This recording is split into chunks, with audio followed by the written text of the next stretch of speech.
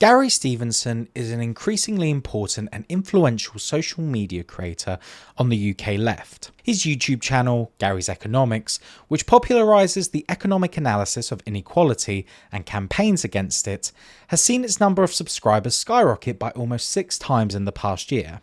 It now stands at an impressive 436,000 subscribers. Actually, in the time of even recording this video, it's gone up even further to around something like 440,000. But you get the point, it's got a lot of subscribers. But back in 2011, Gary was living a very different life. He was the most successful currency trader in the world for Citibank, a multimillionaire. His journey from East London poverty to unimaginable wealth and success, and why he walked away from it all in 2014, is detailed in his autobiography. When The Trading Game was published earlier this year, Gary's YouTube channel had already made waves since its inception in 2020. His economic analysis was being noticed by both left and mainstream media. Television discussion panels invited him to speak as a left voice, but the success of his book capitulated him even further into the spotlight, expanding his supporter base dramatically. Gary Stevenson describes his young teenage ambitions.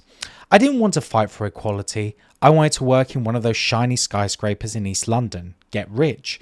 I had no idea how rich I could become or what it meant." From a low-paid working-class background, Gary got into grammar school. His confidence in his mathematical ability was immense. Even after being expelled, he passed his exams and made it into the prestigious London School of Economics. But intellect alone wasn't enough. Gary soon realised that class background, cultural advantages, and connections counted for more than sheer talent. His hopes of landing an internship at a big bank seemed impossible, until an opportunity arose. Citibank was hiring based on a card game designed to test the nerves and skills of potential traders. Gary, with advanced knowledge of the rules, faced off against his more privileged competitors.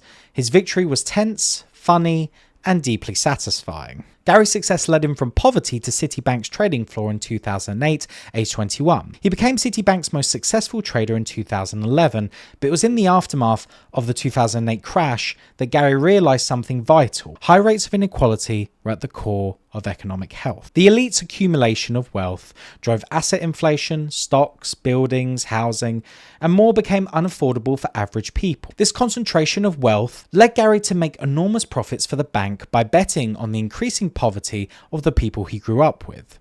But this sudden wealth, beyond his wildest dreams, brought no real happiness. In 2014, after betting on other people's misery for years, Gary's mental health began to unravel. He tried to convince his colleagues to address the inequality problem. Their response? Laughter and more trades. Eventually, Citibank sent him to Japan. The final part of his book covers his emotional breakdown and ultimate decision to walk away. Post-Citibank, Gary pursued an MPhil in economics at Oxford. Despite his negative experience with currency trading, he remained confident in his ability to predict economic outcomes.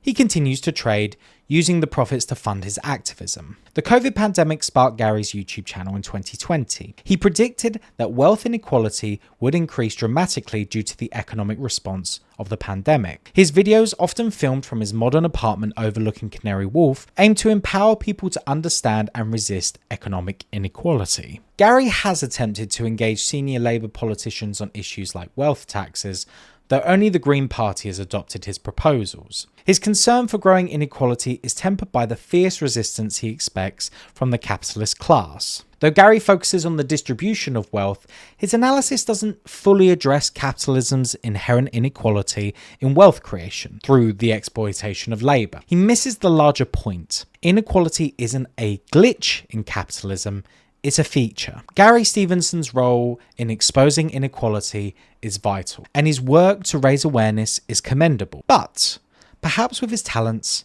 he could go further, challenging capitalism itself and advocating for a real socialist alternative. To read the full review, visit our website at www.lefthorizons.com or find the link in our description. Subscribe to our channel, like and comment on the video, and we will see you next time.